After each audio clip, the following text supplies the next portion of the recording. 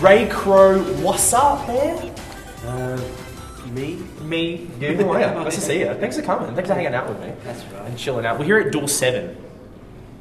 Inside there is where the magic goes down. Yeah. Congratulations on Illusionists 2.0. Oh, thank you. How do you feel? Sort of soft and squishy most times. Cool. I'm pretty tough and tender, but yeah, I just hit the gym, so it's okay. Yeah, well, I've been moist. I wear Nibu for men. Yeah. Okay. Yeah, but they're not a sponsor yet. Maybe I should get them a sponsor. Should do it.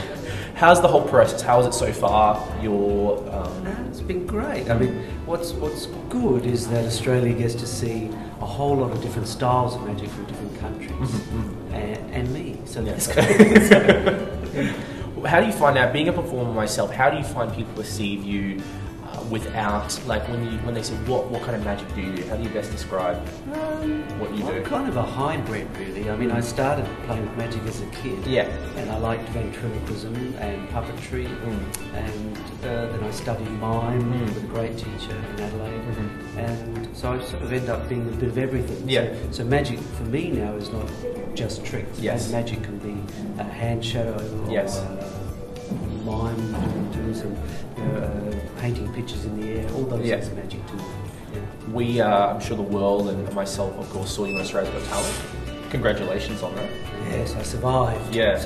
Now, a lot of performers have been on that show, and a lot of performers have done well, and a lot of performers have also received not so great praise. What was that process like for you, doing something different and then judging you within 15-20 seconds, which is the worst way of judging a performer? Yeah.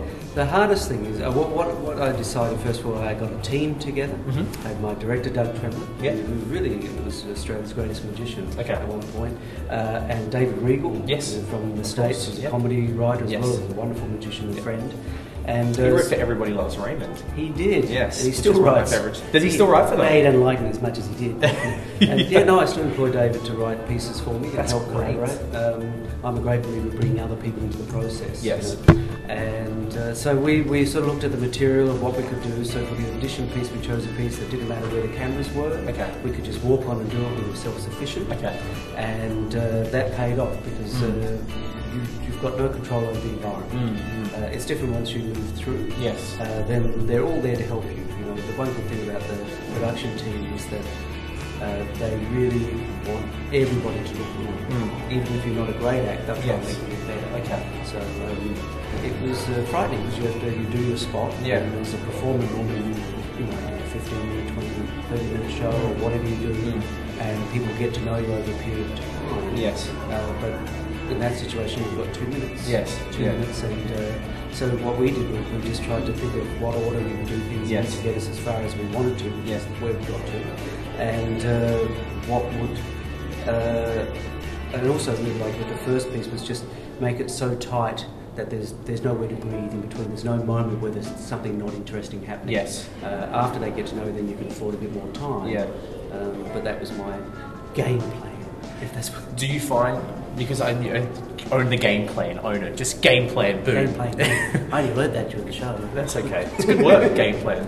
What do you find that as a performer though, because I've spoken to performers, can be a little bit nerve-wracking because, as you said, immediately they judge you. And for myself personally, and I would think that your type of act, because it's not in a second, like you don't just appear. It's a slow process, which is great. Like television, were you scared that it's going to be like, nah, see ya, and then your career could be down the toilet? Well, you have to be prepared for it to go either way. Yes. But if the work has integrity, if the work is tight, and you're not what I call pretending, you really have to be solid in what you're doing. So I would say anybody who's going to do it, get a director. Don't try and do it on your own. Okay. Yes, you could do it on your own, but make it easy. Team is really important. A team with people who are not necessarily magicians, but who can give you direct criticism. Maybe somebody who's done television. Yes. Because for those sort of shows, it's a television show. It's not a live show. Yes. So you really have to tailor your material for that. Yeah. Your pieces of magic and entertainment, how do you come up with that concept? Is it something you see? And also I want to know is how much time do you put into one single idea, or do you just play with it on stage? How does that process come together for you? I would, various processes. Sometimes I might just have an idea, like a basic idea, a structure. I think that's a funny idea. Or that might work. And then I might commission somebody like David Regal to throw in emails and build up some content of it. And then once David may write the script, because I'm not a wordsmith, but David is, and he understands that structure. Then you've got to make the thing work. So it could take some things work straight away. My coat routine is over 11 years in development. 11 years. And when did it get to the point? Sorry to interrupt. When did it get to the point when you were like done? It's not done. It's not done. Sorry. Well, when did it get to the point when you're like, this is good. This is moving now? Well, the thing was, what I did was I initially had the idea, and I wrote to Tommy Wonder, whose system is based on. And he wrote back and said, "Don't sell this. This could be your signature piece." Yes. And if somebody like Tommy Wonder says it's a good idea, that sort of gives you the confidence to pursue forward. And so I just pursue things. I'm a slow developer. I believe that some things do come instantly. Most things are hard work. Yeah. You know, an idea is easy. Sam Angelico is a magician up here in Queensland. Gave a lecture once. He said, ideas are cheap. It's up to you and hard work. And sometimes you can work on something. I have many things that have never been in a performance, and then I pull them after about 3 shows because I went, no, it just doesn't feel right. Yes. And then other ones, like I have a flea circus I do that I've been wanting to do for 30 years, and I finally got it in a show. Nice.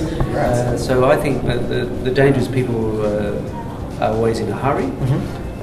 Be prepared to do it in different stages too. I have different. I go, okay, I'm going to run it out for this time. Then I'll go back. I'll look at it, and then pull the piece apart. Look at what bits are working. Try and prop up the bits. So it's like a structure. And you can have a loose. You can have a format that's loose enough that you can grow from. Yes. But you have to have a good foundation, and that's great. Sometimes it's great. Sometimes it's very stressful. Lots of coffee, maybe. Yeah, cups of tea. Tea, with caffeine inside though. Green tea, they say. Hidden caffeine. Let me ask you, you've seen a lot of magic in your time, close-up stage, all different times. I want to know in your career, one or more than one time that you've seen something by a magician on stage or hanging out at a coffee shop, you've just gone, oh my gosh, that's just blown you away. I think for me, watching the Pendragons do their substitution trunk live was the most astounding thing, and also because we were working with them in the show, and we got to stand on the side and watch it. And you still couldn't? Well, it was astounding. Yeah. And everybody does a substitution trunk now, as the Pendragons did. Yes. And it couldn't have happened without their personalities and their. I remember as a boy when I saw Fred Capps perform. He's still one of the greatest magic performers I've ever seen. Because he acted with his magic. He reacted to it. I think the one thing that David Regal said to me earlier, which is what I believed anyway, he said, magic is more interesting if you make it about them, not about you. A lot of magic is about the all-controlling person, or I'm cleverer than you are. I've always looked at finding.